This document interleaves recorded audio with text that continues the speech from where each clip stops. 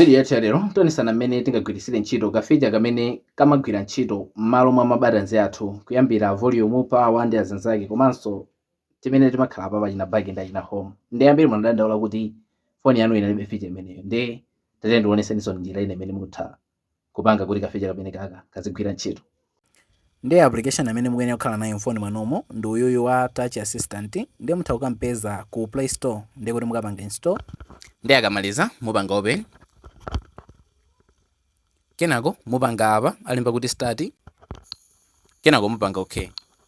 Kenako ku monsaka pamene akupezekera amene walembedwa kuti Touch Assistant. Kenako mupanga click ndi ukapanga on. Kenako okay. Ndi kuti kabatani ndi akaka kabwera apa paka mutha kukayika paliponse pamene mukufuna. Mukapanga click chonchi kupanga back. Kazipanga back bwinobwino. Kupanganso back zimakhala kuti zikutheka popo. Ndi kuti akakano kamakhalano kakuwekano ngati mene tinaoneserana mu video yathu ija. Ndi kuti ndi chimozimozi sikuti zimasiyana kwambiri.